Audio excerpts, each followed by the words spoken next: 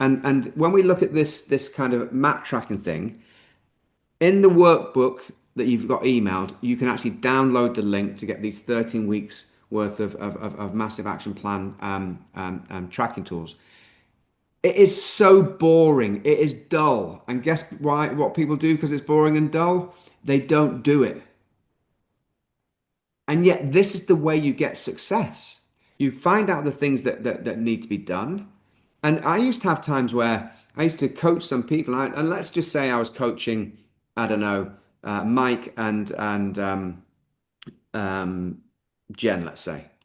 Now, I, I would actually encourage people to actually have a success buddy. We mentioned this earlier. So let's say Tom's on the screen now. Tom's my success buddy.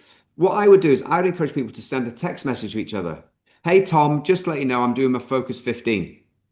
And then Tom goes, oh, crikey jings, I'm supposed to do my Focus 15. Oh, cheers, Gary, I'm on mine too. The next day, Tom might send me a message saying, Gaz, I'm on my Focus 15. Then I go on to my Focus 15. Because remember, the best thing about being in business, there's no accountability. The worst thing about being in business, there's no accountability. We egg each other on. And you remember earlier on in the first half, I said that on a Friday, you get together with your success buddy. Well, what you do is you get together with your success buddy. I meet Tom on a Friday afternoon, maybe, and say, right, Tom, what were your activities? Bum, bum, bum, bum. How did you get on? Well, I did 3 of this, I did 3 of that, I did 5 of that. What about this one down here? Oh, I don't like doing cold calls. All right, well, why don't we do some cold calling together then? And then you go through the pain together because there is no doubt whatsoever, if you have a proper sales process and you manage it effectively, it is really powerful. Let me give you my most successful sales process to date. I've never been able to replicate it. And if I ever want some more business, this is 100% what I will do. I won't go anywhere else now. I've done enough. I don't want to go and do loads of the other things that we've gone through here. I will actually find out who my ideal client is. Let's say it's Tom Morton. Yeah. I will then connect with Tom on LinkedIn. That's the first thing I do. I'll send him a message with him on LinkedIn. Then I will send Tom a lumpy letter. Now, I call it a lumpy letter because it's a letter in an envelope. Do you remember what these things are, folks? Yeah, nobody put send a letter, did you, on that list of things? You know, I'll send Tom a letter. The envelope, I'll send 3 letters a day when I'm getting really busy. Handwritten envelope. What do you think people are going to do to a handwritten envelope when they receive it through the letterbox or through their office? They're going to open it. And in the letter, it's a typed letter, but I've written Tom in my handwriting. I've signed it Gary, and then I also put PS.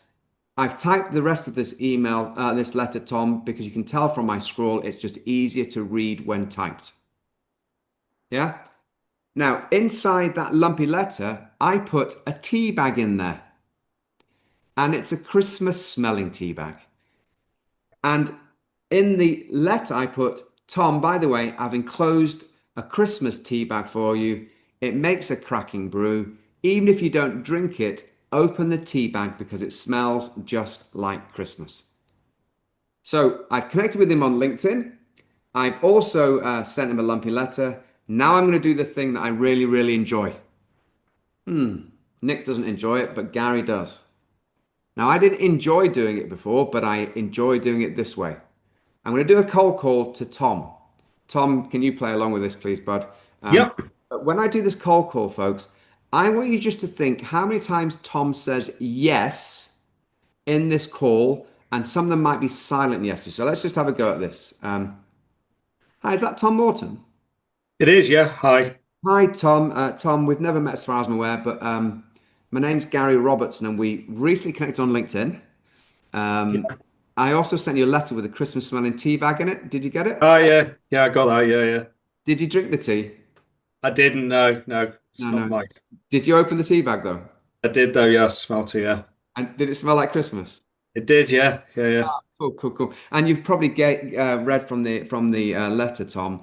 I'm a successful sales coach, and I was just wondering, are you looking to get more sales in your business? I am. Yeah, Gary. Well, I am. Yeah. when would be a good time for us to pop onto a Zoom presentation? I'll show you what I do. You can tell me what you do, and then we'll see if there's an avenue for us to work together to increase your sales. I'm free on Friday afternoon. So, how many times did Tom say yes there? Got 5 or 6. 5 or 6? Right. But I don't care if he says yes or no at the end of this conversation. Because if I go for no and my ratio is 10 to 1, how many people are going to say no to me? 9. So I'm going on there going for no. And when he says no, happy days. That's a result. Tom says no. I then do the same with Andre. I do the same with Simon. I do the same with Vic. What's going to happen eventually? Somebody's going to say Yes. yes, which is really annoying because I'm going for no. I'm not going for the yeses because I've turned it all the way around, which is why I really quite enjoy these cold calls. So when you can actually get this go for no mindset within your sales process, it works tremendously well. Any questions on that kind of map tracker and that little bit of sales process there, folks? No? Really? Wow. That was quite easy. And understand there's a way to positively paraphrase the language as well. When I spoke with Tom, I didn't say, can we have a meeting, did I? I said, when can we have a meeting? So it's kind of a natural occurrence of what we've got there. Now, if you go through the map tracker, download the map tracker, maybe do it by yourself or get a success buddy. Through time, you'll find out the things that are working for you, the things that aren't working for you. Ditch the things that aren't working for you, replace with things that do. And then you will start to get your business going in the right direction.